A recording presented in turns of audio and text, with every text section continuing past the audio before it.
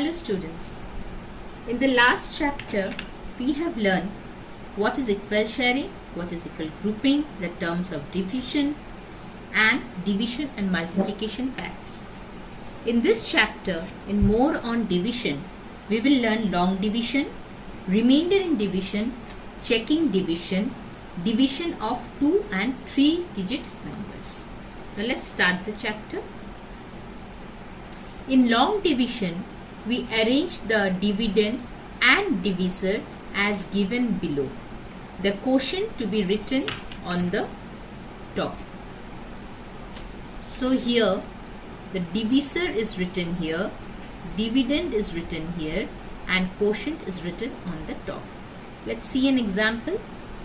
Suppose 18 divided by 2. Which one is the dividend? 18 is the dividend. Which one is the divisor?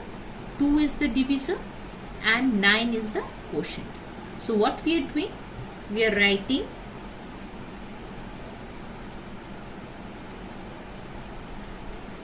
divisor here, dividend here, and after that the quotient is written here.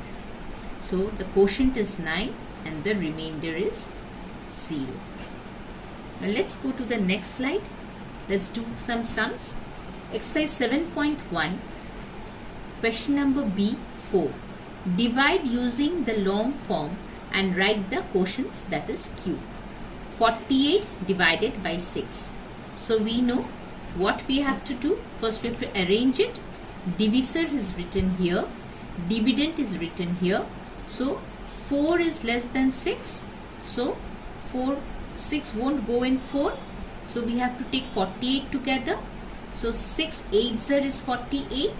So writing here 48 here. 48 minus 48 is 0. So the quotient is 8 and the remainder is 0. Now remainder in long division. What is a remainder? When the dividend is not exactly divisible by the divisor, a number is left over. The leftover number is called the remainder.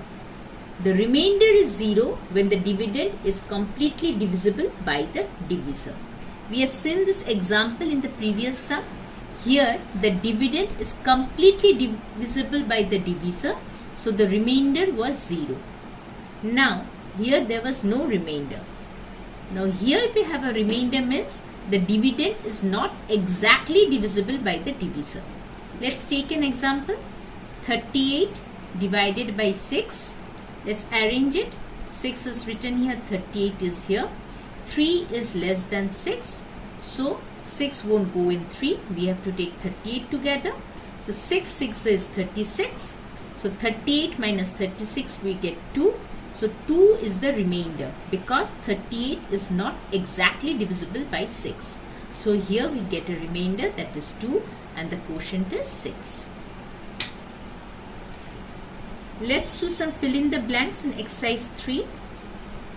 Exercise 7.3. A, fill in the blanks. A3. All these red marks numbers are fill in the gap. So first 66 divided by 6. What is given here? Quotient 1. 1 means 1 6 is 6. So in this gap we have written here 6. 6 minus 6 is 0. Then this 6 will come down.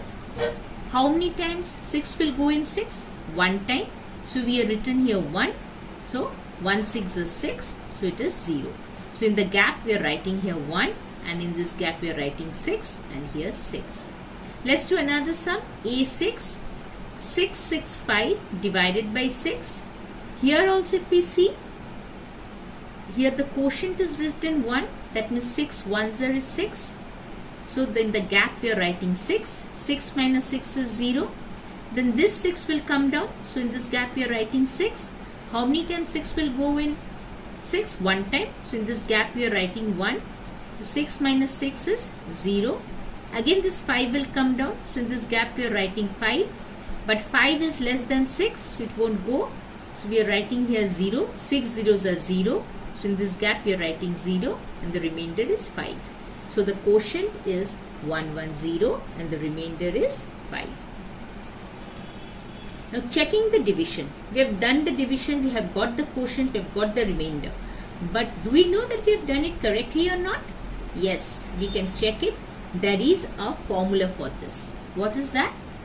Dividend is equal to quotient into divisor plus remainder. Again I am repeating. Dividend is equal to quotient into divisor plus remainder. So let us now see a sum. 69 divided by 3. So 6 is more than 3. So it will go in 3. So 3 2s are 6. So 6 minus 6 is 0. 9 will come down. 3 3s are 9. 9 minus 9 is 0. So your quotient is 23. Now let us see that is the answer is correct. So instead of quotient we can write 23. Instead of divisor we can write 3 and the remainder is 0. So 23 into 3 is 69. That is equal to the dividend. Can we see? Both are 69. That means my answer is correct. Let us do another sum. Exercise 7.4. Divide and check your answer. This is a 3-digit division. Now first of all, let us see the first digit. This digit 3 is less than 8 because 358 divided by 8. So 3 is less than 8. So 8 won't go in 3. We have to take both these numbers together. So 35 is more than 8. So now let us think the table of 8. 8 4s is 32. So 35 minus 32, 3 comes down and here 8 comes down. So how many times 8 will go in 38? That is another 4 times. So 38 minus 32, 6 is the remainder. Now what was the formula of checking?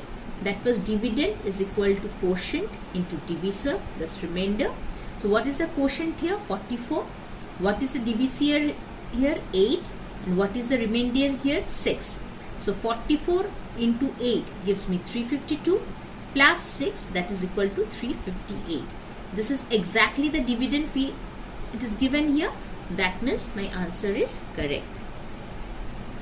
Now before doing the story sums, let us know some of the key words of division. By seeing this some of these keywords, we will understand this story sum will be division. Divided by, equal groups, shared equally, groups of, each, divided into, and equal parts.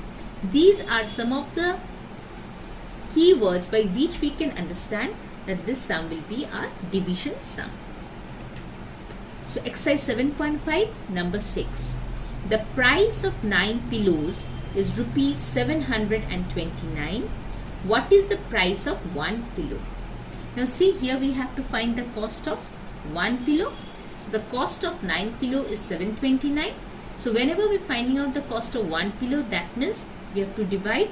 So number of pillows is 9. So cost of 1 pillow is rupees 729 divided by 9.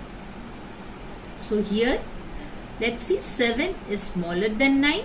So the 9 won't go in 7. So we have to take both 72 together. So 9 8s is 72. So 72 minus 72 is 0. Now 9 will come down. How many times 9 will go in 9? 1 time. So 9 ones are 9 and the remainder is 0. So what is the answer? Rupees 81 is the answer. So rupees 81 is the cost of 1 pillow. So students, we are at the end of the chapter. I think we have understood these sums well. Practice the sums at your home. If you have any doubt, you can ask the teacher. Thank you.